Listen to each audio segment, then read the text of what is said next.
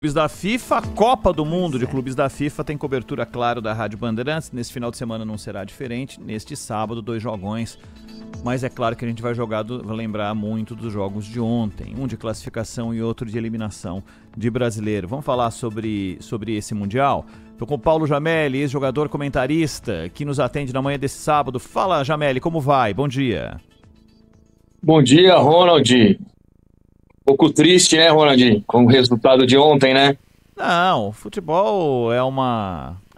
sei lá, já ia inventar uma frase aqui, não tem frase nenhuma. Claro que tô triste, né? E com sono, né? Ter ficado acordado até a hora. Né? Sônia. Aí você imagina a hora que eu fiquei acordada, Ronald. Oi, Jameli, a Sônia aqui, tudo bem?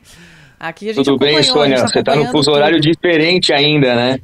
Exato, eu tô com 5 horas na frente. Eu vi os dois, fiquei até o final, tô aqui caindo pelas tabelas. Mas valeu, foram 2 jogões. Foi triste pro Palmeiras, a alegria do Fluminense. Mas para mim, não sei se você concorda, Jameli, o jogo top foi o Bayern e Flamengo.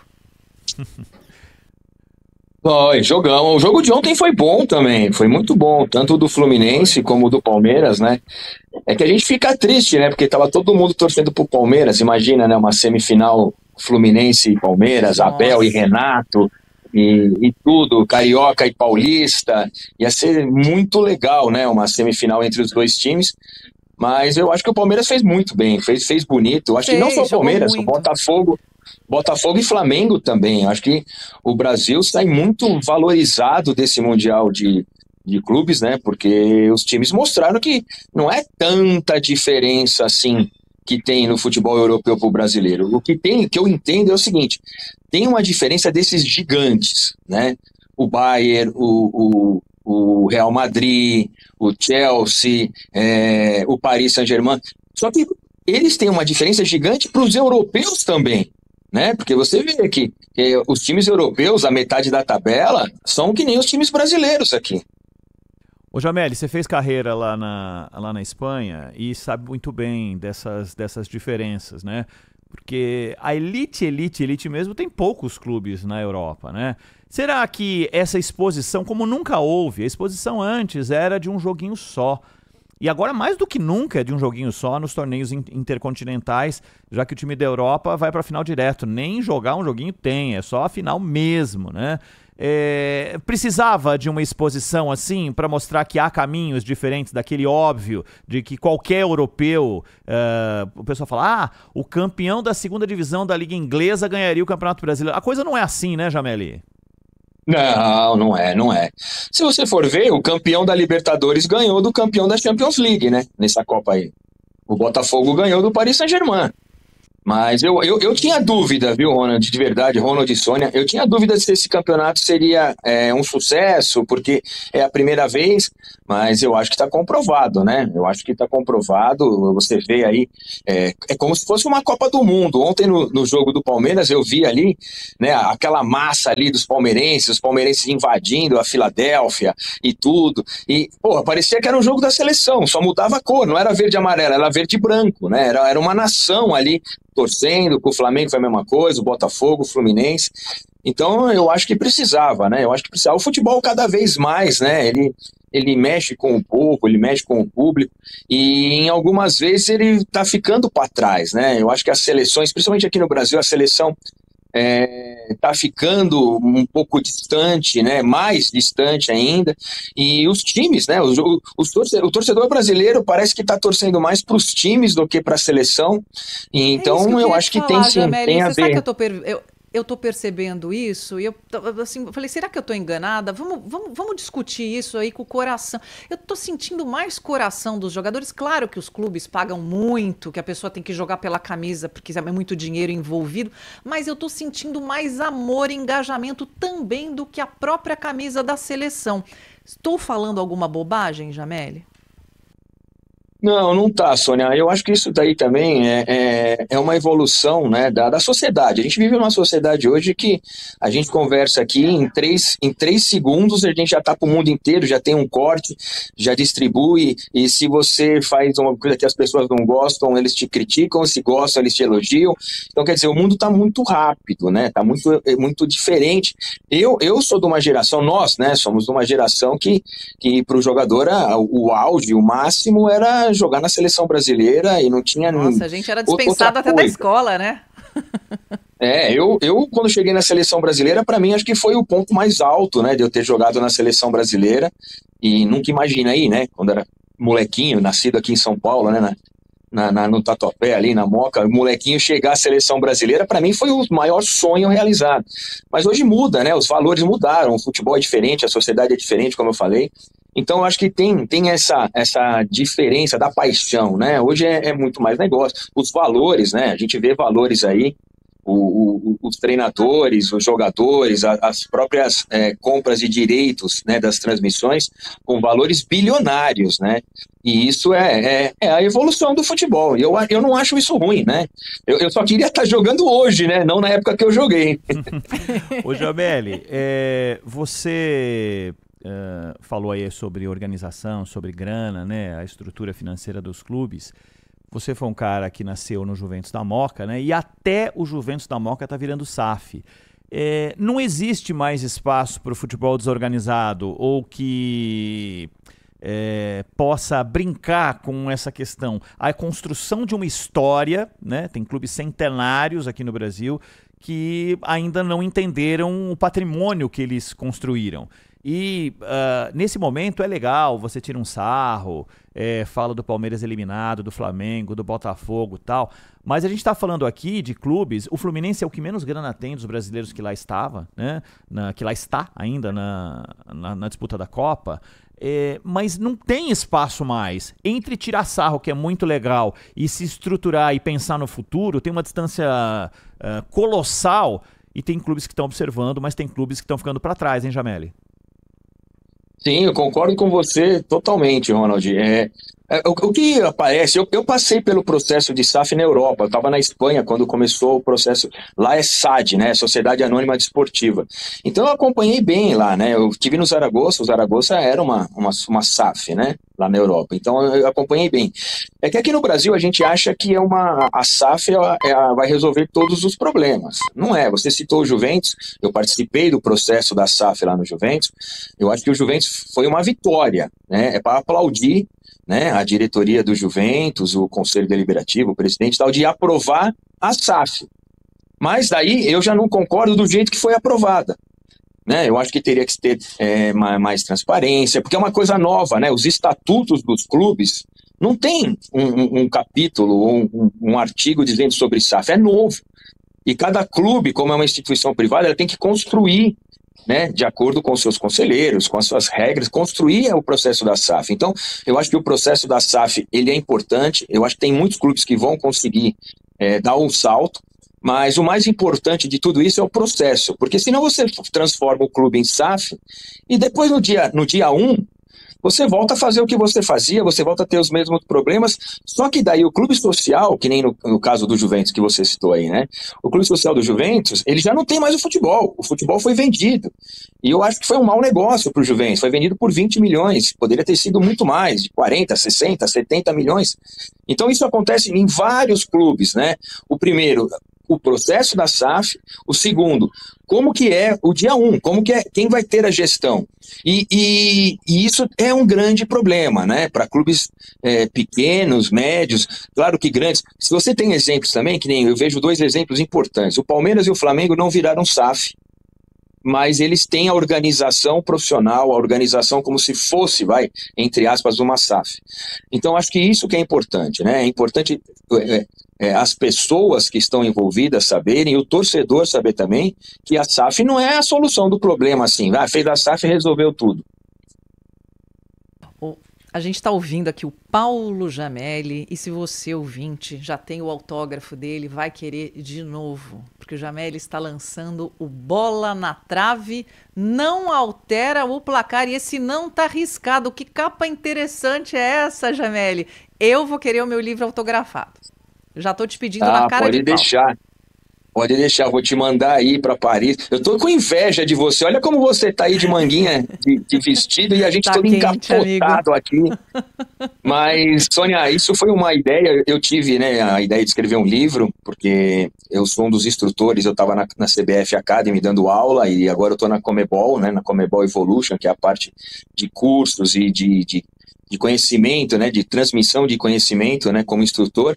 E ao final das palestras, sempre o pessoal perguntava: pô, Jamel, é muito boa a sua palestra. Eu dava palestra sobre formação de elenco, liderança, coaching esportivo, como lidar com a saúde mental dos atletas de alto rendimento. Então eram temas modernos, racismo, homofobia, como lidar com as redes sociais. Então acabava as aulas, né, o pessoal falava: pô, Jamel, caramba, você podia escrever mais, porque tem tema para isso, escreve um livro e tal. E daí eu fui pegando e fui escrevendo, várias madrugadas, vários dias de folga. Quando eu vi, tinha 350 páginas escritas do livro, e ficaram com um conteúdo muito bom, né? Eu fiquei até surpreso com o conteúdo. E daí, na hora de escolher o livro com a editora, né? A editora Rua do Sabão, que eu estou junto, que a gente vai lançar, eu falei: cara, tem que ter um título que mexa, né?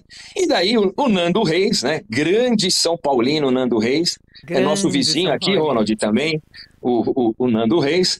E daí eu peguei e falei para ele, liguei para ele e falei: pô, Nando, eu queria colocar, né? Porque o Nando Reis que escreveu, né? O Samuel House, o Skank, que cantou a música, né? Ficou famosa. Mas o Nando Reis que escreveu, e na hora ele falou: não, pode usar o título, até me incentivou e escreveu, né? Ele, o nosso craque Neto e o Flávio Prado, que fazem a contracapa, escrevem, né? E daí o Nando Reis escreveu e me incentivou, e daí foi indo. E eu fiquei muito contente com o resultado, né, do livro. Eu até tenho aqui, ó, tá aqui. Ó, já Olha, para quem tá vivo. está nos acompanhando, Bom. com imagens: bola na trave, não altera o placar. E descrevendo que o não está arriscado. Achei muito legal essa ideia, que sacada. Muito bacana. Ô, Jamel, quem vai... O lançamento é essa semana que vem, né? Pelo que eu vi, né? Eu vou fazer um lançamento para convidados aí, né?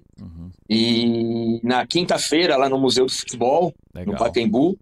E depois, no dia 29, né, na Livraria Martins Fontes da Paulista, eu vou fazer o evento aberto, mas daí eu vou divulgar bastante, falar o pessoal que quiser ir, será um prazer receber o pessoal, porque não é legal falar, né, porque não é um livro de uma biografia ou histórias de futebol, não.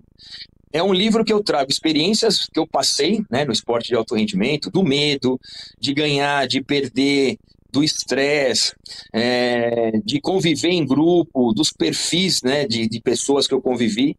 E eu trago exemplos, né, que da minha vida, a maioria são dos que eu passei, que a gente traz para a nossa vida pessoal, né?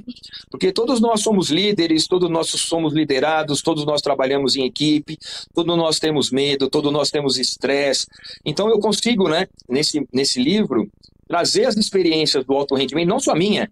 Tem história da Paula, tem história da Hortência, tem história do Guga, do Zé Roberto Guimarães, do Zico, do Cafu. Então, através desses exemplos, né, eu trago para a nossa vida, né, para a nossa vida profissional, para o nosso plano de carreira, para a nossa vida pessoal também. E é muito interativo, né?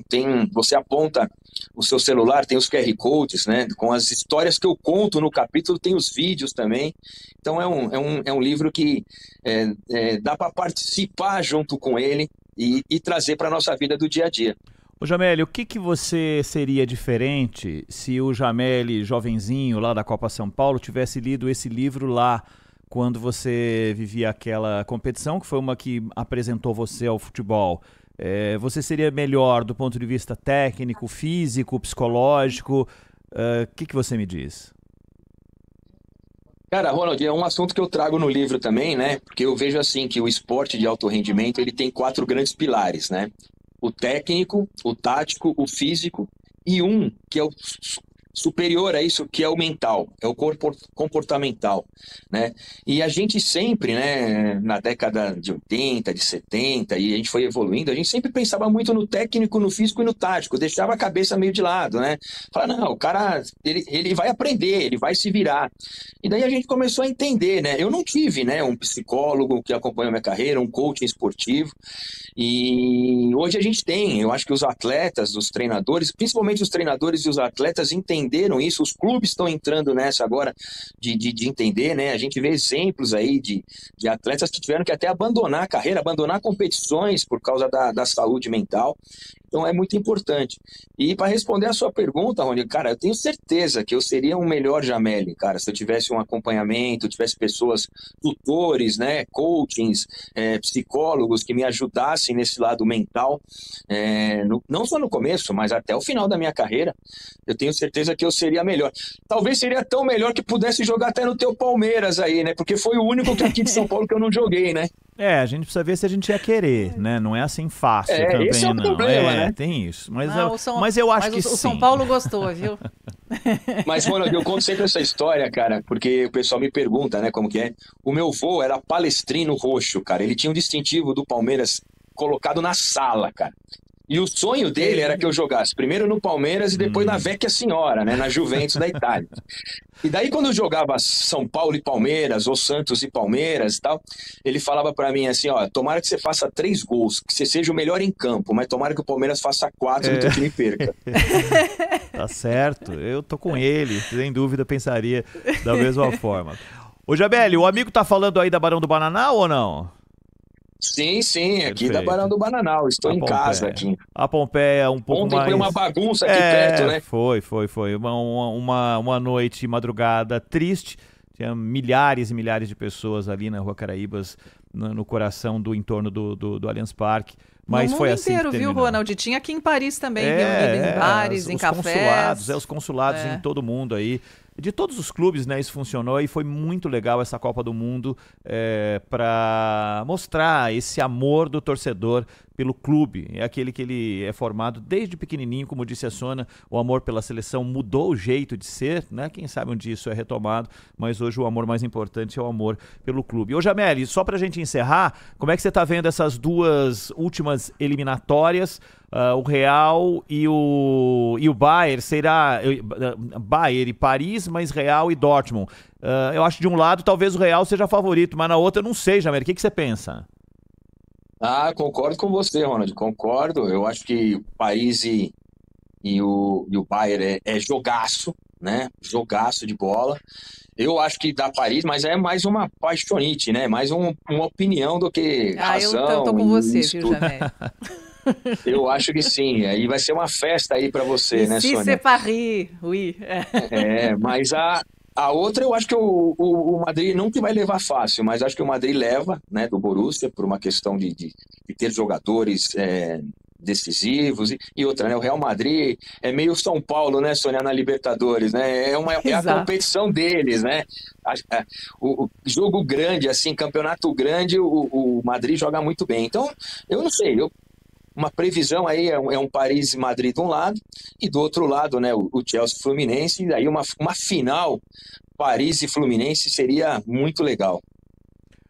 Paulo Jameli, que em breve vai estar lançando aí Bola na Trave Não Altera o placar, e a gente vai divulgar, claro, aqui na Rádio Bandeirantes. Jameli, muito obrigado mais uma vez pela tua atenção conosco aqui na Rádio Bandeirantes. Até uma próxima. Valeu, Ronald. Um abraço para você, um abraço para a Sônia. Você está convidado. Lógico, a Sônia vai ficar meio difícil ela fazer um bate-volta. Faz uma live. Não, mas você vai fazer um lançamento aqui, eu tenho fé. Que você vem para as praias do Sena aqui fazer um lançamento na livraria que fica lá na beiradinha. A versão em espanhol vai ter, por causa da Espanha, no relacionamento aqui na América do Sul, vai ter. Quem sabe um projeto mais para frente aí na França, por que não? Vamos torcer. Boa. Um beijo, Jameli, obrigada, viu? Valeu, um beijo para vocês, bom trabalho aí. Valeu. O Paulinho Jameli, lançando o livro em breve. A gente vai falar, claro, aqui ao longo da programação da Rádio Bandeirantes. Agradecendo a